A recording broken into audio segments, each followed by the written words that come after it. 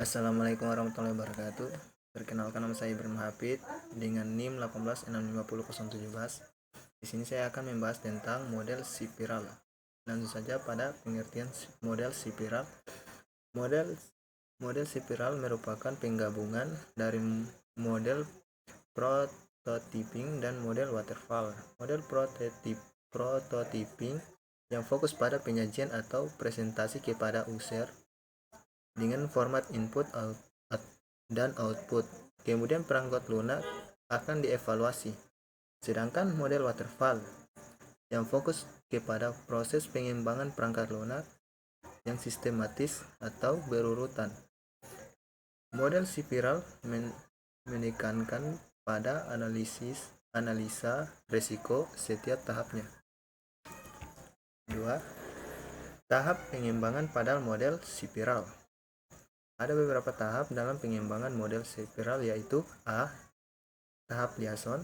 Tahap liaison ini berhubungan dengan komunikasi antara pihak yang terlibat dalam pengembangan software atau sistem analisis dengan pelanggan atau user. Tujuan adalah memperbaiki dan mengembangkan software sesuai kebutuhan dan keinginan hingga memuaskan pelanggan. B. Tahap planning. Tahap planning perencanaan meliputi estimasi biaya yang digunakan, batas waktu, pengatur jadwal, identifikasi lingkungan kerja, sumber-sumber informasi untuk melakukan interaksi atau teknik perulangan. Hasil dari tahap ini adalah dokumen spesifikasi kebutuhan sistem dan bisnis. C. Tahap analisis risiko. Tahap analisis risiko berfungsi untuk mengidentifikasi risiko yang berpotensi akan terjadi dan menghasilkan solusi alternatif secara teknisi dan manajemen saat strategi mitigasi atau upaya untuk mengurangi risiko bencana direncanakan dan diselesaikan. D. Tahap rekayasa. Pada tahap rekayasa, beberapa kegiatan ini yang akan dilakukan yaitu menguji coding dan mengembangkan software, menginstal software, membuat prototipe, mendesain dokumen, meringkas suatu pengujian software, membuat laporan atas kekurangan dan dari software agar segera diperbaiki. Tahap evaluasi.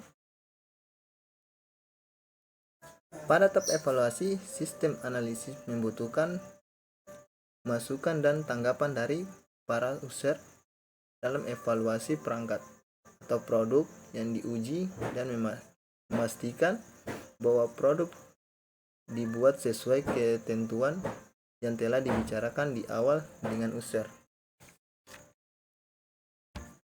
3. Kelebihan dan kekurangan model spiral. A. Kelebihan dalam menggunakan model spiral. Pembangunan dan perubahan perangkat lunak yang terjadi dapat diselesaikan secara sistematis, mudah dalam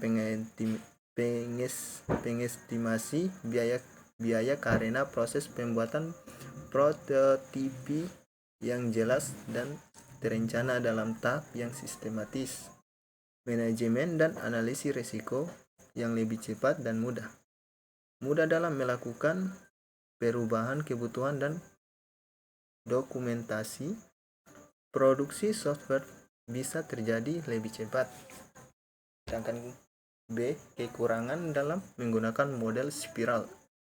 Tidak cocok dan sulit diimplementasikan dalam proyek kecil, memakan waktu yang cukup lama, membutuhkan batch practice atau pengalaman sebelumnya.